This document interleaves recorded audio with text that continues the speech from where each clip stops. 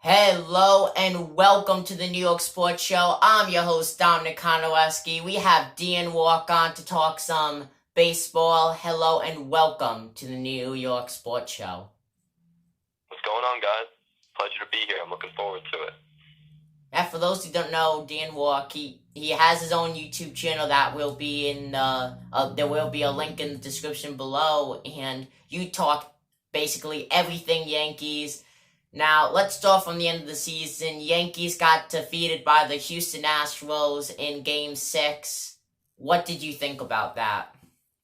It was obviously incredibly disappointing. It was not the outcome that we wanted. It seems every year that we're going with the mindset World Series or bust. So, getting eliminated in the ALCS in 6 games definitely was disappointing, especially having it be at the hand of the Astros again, just like it was in 2017. And it's definitely a little more tough to swallow now with all these allegations coming out against the Astros that, there may be some cheating involved. Not really maybe. It's kind of confirmed that there is cheating involved. But yeah, it was definitely disappointing for sure. Not the outcome you wanted. It ended in heartbreaking fashion. But yeah, definitely not a fun way to end the year.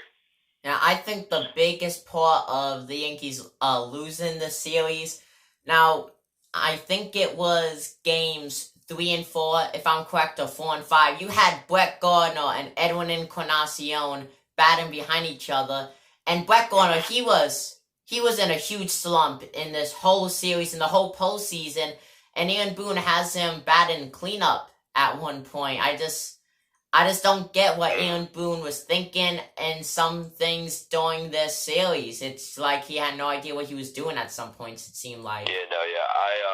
One of my many gripes with the Yankees this season, and one of the few I would say with actually Aaron Boone and the management, because I thought Aaron Boone did a pretty damn good job this postseason, but one of the few gripes I had with him was batting Brett Gardner at third. I wasn't a big fan of that. He came up in a big spot in the bottom of the first inning of ALCS Game 3, like you said, at home, where we were already down one. We're facing Garrett Cole. I believe we had runners on first and second, nobody out. It could have been a big momentum shift, and then Brett Gardner popped out. Edwin Encarnacion came up next, who had a solid ALDS, but that did not translate to the ALCS, and he didn't come up big in that spot. So, yeah, there's definitely not some, but a lot of moments where the Yankees didn't come through with runners in scoring position, and that would definitely be, I'd say, why they didn't win the series. The pitching, for the most part, was just fine, but as for the hitting, definitely they did not do their job for the most part. Yeah, like, I think everyone knows when Brett Gardner is in a slump, he is in a slump for a while, and that definitely played a big part. I just don't understand why we never had Cameron Maybin in at any point to substitute for Brett Gardner. I just really don't understand. They definitely wouldn't have started Maven over Gardner unless it really was like an extendedly long slump for Gardner. My big thing is Brett Gardner is not a three hitter. He may have been during the regular season when the balls were juiced, but we saw in the postseason it was pretty obvious that the balls were no longer George juice. So having Brett Gardner bat third, I think that was pretty irresponsible in my opinion. At least I would have batted him, in the 6th or 7th spot. I don't see him as a three hitter, but I'm not sure if they're going to carry that into next year. I'm assuming he's going to get brought back. That seems to be high betting odds right now, is that he will be brought back. But yeah, I'm hoping we won't ever see Brett Gardner hit third again. He's not a three hitter. He's really not. I have to say though, he did have a pretty decent season though in the regular season with 251 batting average, but he just did not too good in the ALCS. Now, like what you said earlier with the Astros cheating, now there's a lot more stuff coming out that Carlos Beltran and and Alex Correa, who is now the head coach of the Boston Red Sox, there's things coming out saying that those two had a big part of it. Now, Alex Correa, he got the Red Sox a World Series win in 2018, so now it makes me wonder, did the Red Sox cheat in 2018 too? No, yeah, this is easily, and I want to make sure everybody knows this. This is the biggest baseball scandal since the A-Rod biogenesis situation in 2013, where the MLB landed 13 players for using performance-enhancing drugs with the biogenesis clinic in Miami. This is as big as that, if not bigger. This is a ginormous scandal in baseball, and it's not going away anytime soon. Oh, it's not. This is definitely, there's going to be some severe punishments for this, and it isn't one of those things where, when I first heard about this story, I just glanced right over it because I thought it was going to be one of those stories where we hear about it, and then nothing comes out of it. This is not the case with that. It is a very, very legit problem, and apparently the punishment is going to be very severe for the Astros. Now, whether or not Alex Cora is going to be affected by that, or say Carlos Beltran, who was just hired by the Mets, there's more to be seen for that. But I think A.J. Hinch and the Astros organization, I think it's without a doubt now that they will receive some sort of punishment, and maybe Alex Cora and Carlos Beltran too. I'm not too sure because Carlos Beltran, he was a player during 2017 when that cheating with the trash can was going on. So I'm not sure if you can punish him as a manager, which would also punish the New York Mets, who really have nothing to do with this. Yeah. And it also kind of sucks for the Red Sox, too, because you don't really want to see their organization get punished when they really had nothing to do with this. Now, granted, there is rumors that they possibly were cheating as well in 2018. Maybe Alex Cora brought over some of his methods to the Red Sox organization. I'm not too sure. What we do know, though, is that the 2017 Astros most definitely cheated, and there's now been emails to prove that. The Athletic has come out with another story with basically citations from an email showing that the Astros did try to gain an unfair advantage in 2017. So that much is definitely confirmed, and there's going to be a lot more to see from all this. Yeah, and what I want to know is, like, they can't take away a World Series win because you don't know how differently things would have played out. The Astros beat the Dodgers in the 2017 World Series, but there's definitely going to be big repercussions on this for the Astros, and it just makes you wonder: did they kind of cheat? Did they kind of try to cheat again this season? They ended up losing the World Series against the Washington Nationals. But did they try to do again this year too? You know, how long have they been doing it? I'm sure they did try to cheat in some way, and there was definitely the rumor about the whistles being blown or something like that. You know, the Yankees had a big problem with that, rightfully so, with their reputation. But yeah, as for the cheating, it really is a shame. I don't think there's going to be a World Series. I don't think they're going to revoke the title. Yeah. But yeah, I think it'll probably be something like draft pick wise or like some sort of fine. But apparently it is going to be a much more severe penalty than we have ever really seen before handed to an organization. I'm not too sure exactly what it's going to be. Definitely don't think it's going to be the World Series title being taken away, and I don't know if it should be. But yeah, that remains to be seen. Yeah, it just seems like every day that there's new stuff coming out about this. It's really crazy that this is going on. You know, cheating has no place in the MLB. Oh, absolutely not. Yeah, for sure. Now, to clarify, there's nothing wrong with sign stealing. That's just gamemanship. Yeah. And that's talking about on the field steal sign. It's kind of cutting out. Can you still hear me? Yeah. You hear me just fine? Yeah. Okay, yeah. Yeah, there's nothing wrong with sign stealing on the field. That's all fair play. But when it comes to technology being involved, anything off the field, that is totally, and I cannot emphasize this enough, totally illegal and cannot be allowed in baseball.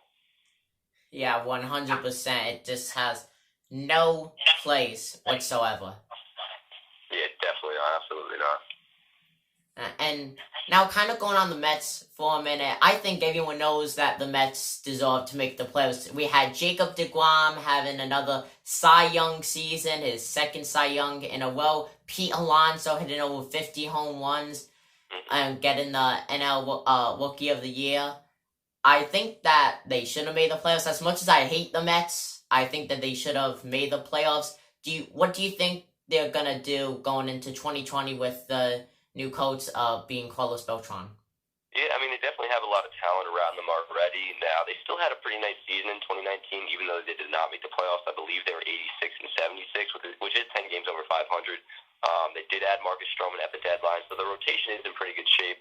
I would hope to see them add another starter possibly, but they definitely do need pitching help overall. As for the bullpen, that definitely needs some reshaping for sure. But as for the offense, I mean, I don't know if there's really much touching up they have to do. They could maybe try and get Yasmani Grandal, who's a free agent right now, and try to dump Ramos. I know they've been possibly in play for Anthony Rendon. We'll see if that's going to happen. But as for their offense, I think everything where it stands right now, they'll probably just be just fine, even if they don't make a move offensively. But yeah, I would say the bullpen definitely needs some help. Maybe add another starter if you can. But yeah, I think they're in some pretty good shape for 2020, and I'm kind of hoping they're going to make the playoffs. I don't hate the Mets at all. I have no gripe against the Mets. When it doesn't impact the Yankees, I root for them to do well. So hopefully they're going to make some noise in 2020. Yeah, like you said, they went 86 and 76 with a 531 win percentage. I still would love to see them make the playoffs, like you said, as long as it doesn't affect the Yankees. That'd be really cool if we have another Subway Series. I would love to see that. Oh, I'd love that, absolutely. The year I was born is in year 2000. That's when the Subway Series happened. I wish I could have witnessed that with my own two eyes, so it definitely would be cool to see that in 2020 or Yeah. at some point. I mean, both clubs are very talented.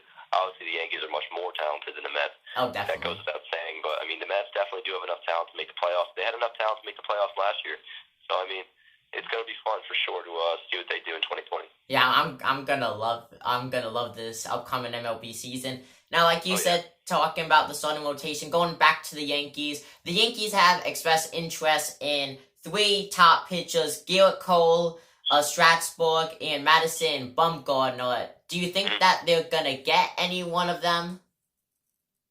Out of those three, I'm not entirely sure. I would hope so out of one of those three, mostly out of one of those two in terms of Garrett Cole or Steven Strasburg.